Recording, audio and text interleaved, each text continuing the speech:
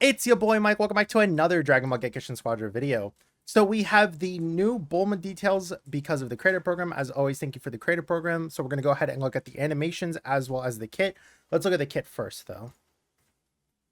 I'll go ahead and let the video play out first, and then we'll kind of do like an actual thorough discussion after the entire thing is played as per usual. So it's just most of the stuff that we this is always just going to be the stuff that we saw during like the initial reveal with like just a little bit extra. That's pretty interesting.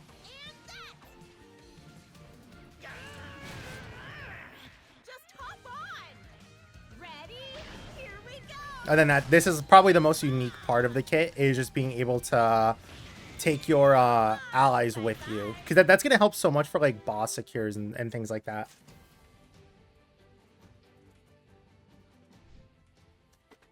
Passive hover car, propel the car forward while pushing enemies aside. Input vanishing to consume fuel.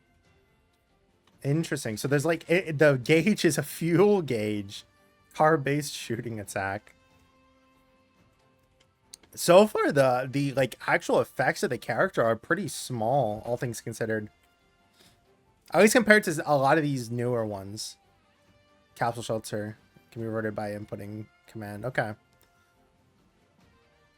Reverts back to capsule since it cooldown. Super attack, let's drive. Rev the engine, propelling the car forward. So there is a little bit of a charge animation. And then you also get no obstruction to not only yourself, but to your ally. Okay. Let's go ahead and go back to the beginning. So passive hover car. Propel the car forward while pushing enemies aside. Input vanishing step to consume fuel and dash for a short duration.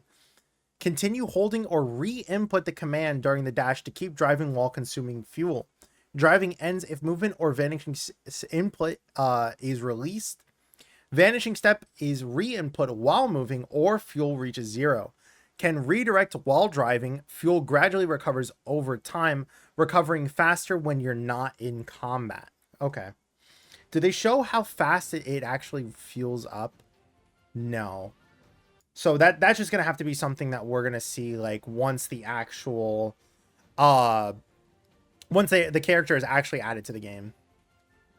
This is kind of basic. I don't need to pause for this. It's just a basic attack. Skill 1, smash shot. Fire a shell at the car from the car in a set direction. Explodes on impact, applying movement speed down to enemies. So it's just a standard AoE that slows enemies down. Interesting. Skill 2 is called spin attack. Whoa, dude, that was like 5 seconds. Spin the car at high speed, knocking back enemies. Can move while attacking. Activate while driving with hover car to attack while moving. And continue holding the movement or vanishing step input to keep driving. I just want to see how far back it pushes them. Okay, it's not like an insane amount of distance, but it could be helpful for pushing people off of tower. This is also going to be really interesting as well. Capsule shelter. Throw a hoi poi capsule at a set location. Deploying a shelter can be reverted back to a capsule by re-inputting the command near the shelter. Shelter conceals self and allies while protecting from outside enemy heroes' intrusion and certain attacks. Vulnerable to damage from rush attacks, and more damage will be received from energy-based attacks than strikes. That's interesting. I feel like we're in a really heavy energy attack meta right now, so that might actually be a thing that is used against Bulma more than usual. While deployed, durability gradually decreases over time. At 0 durability, reverts back to a capsule and enters an extended cooldown. Durability gradually recovers over time. So basically, if you let the capsule get destroyed, it takes a longer time for that capsule to come back than if you were to just revert or to call it back, basically, or to revert it, I guess you could say. So yeah, it looks like you can't be seen inside. That does go down pretty fast, considering that I'm assuming this is probably just going to be the max health, because most of the time when they show off these moves, they always show off the skill 3 version of them or the level 3 version of them. So the fact that this is not only having it where the health is going down pretty quickly, but on top of that, when you use basic attacks, like it goes down in like within 5 seconds, this might not be as good as it probably seems, because in team fights that's just going to be destroyed instantly. This is the most interesting thing though, like I was already saying. Let's drive. Rev the engine, propelling the car forward in a set direction. An ally can interact with the car before acceleration to ride along. The car will take off on re-input, after re-input, or after a set amount of time. Can move and redirect before accelerating or while driving. While driving, no obstruction is applied to self and the allied hero riding. Ally can interact with the car again to dismount. The car stops on re-input after a set amount of time or upon colliding with an enemy hero, boss, or wall. Upon stopping, the car deals damage and staggers surrounding enemies. If an ally is riding along, these effects are increased. So it's giving you even more incentive to take someone along. Again, what I think this is going to be really good for is, let's say you and your DPS are about to rotate. There's like 5 seconds left on Zeno. Boss is about to spawn in like 10 to 15 seconds. What you're going to do is charge up that ult on the tower while the Zeno is on your tower. Pick up that ally and then immediately just like full sprint towards the boss. The only thing, and something we don't really know yet because they don't really show us, is how is the handling of the car going to be once you're in this ult state. All it does is go directly forward. So if it's something that's going to be super precise, like again, even in the hover car, it doesn't, it's like very small turns, except for like that one specific part here, which I feel like is a little bit sharper than what we saw before, right? So if the car can't make sharp turns and you can't like go over here without crashing into the wall or not being able to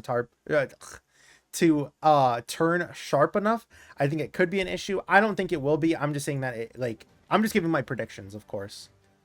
We have to see how it's going to be like in game. We can't really know for sure. Okay, but that's the kit of the character. Let's go ahead and look at the animations as well. Give me like 2 seconds to pull them up. This one is the home screen, just like what is it called? I forgot what they say. I guess it's the idle animation is what they say.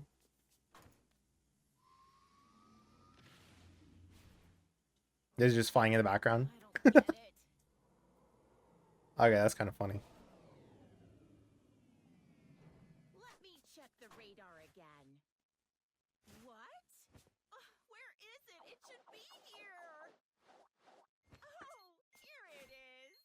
It's kind of funny that each one of these idle animations is just making it where like the background is being used a little bit more and more. This one is a little bit less of like that, and it's just Bulma flying in the background. But I think the idle animations are still nice to look at when you're like just waiting for a match, right? This one is called Desperate Times Call for Desperate Measures. This is the what is it called? The dual KO or the dual finisher animation. And then we also have the Ultimate Gohan Ultimate Talent is what this one is called. And then I believe this is just the MVP for him. Yeah, this is just the MVP screen. So that's pretty cool.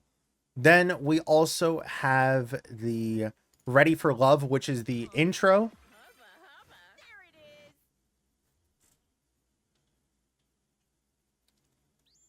Yes. And then that is all of the legendary animations, right? We also have the rare and epics for, well, this one's just called Greeting. This is just the rare animation. This is just the intro, of course.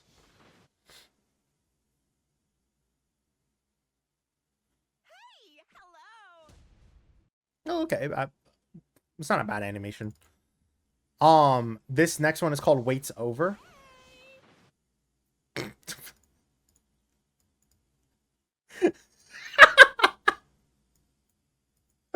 Guys, look at everyone's feet. Oh.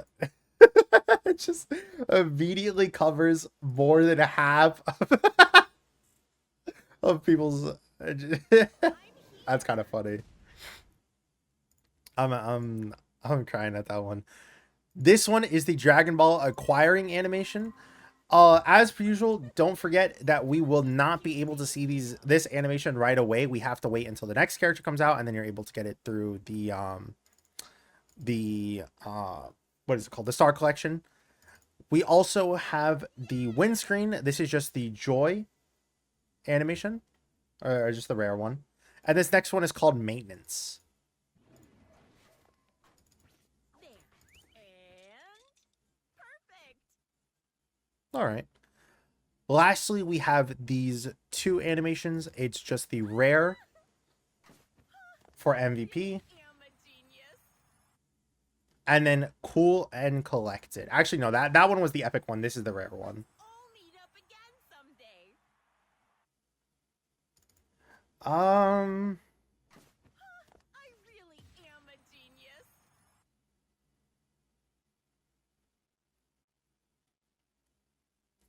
I don't know. I'm not a big fan of that one. I really am a genius. Cause like, okay, if I like $5, I said, guys, which one is the rare one and which one is the epic one? You might like actually be a little bit, a little bit confused, right? I feel like they could have just done. It didn't even have to be like this entire animation. Like I'm not asking like, oh my god, I want it to be like Broly where he's like just destroying a moon and doing this, or like having it where it's this whole sort of like over the top animation. I feel like even just having it where like Bulma just like just use one of the capsules, or even was just using the Dragon Radar, the Dragon Ball Radar. Like I feel like this is it's just a little bit too simple, you know. At least that's how I feel. Either way, that is all of the animations. Let me just double check real quick. Oh wait, no, there's this outfit as well. I actually like the outfit a lot. I think it looks pretty sick. But yeah, I'm not a big fan. The intros are pretty neat, I would say. But like the MVPs probably could have just did a little bit more than that. But either way, thank you guys for watching. Hope you guys have a great week. Hope to see you guys in the next one. Peace.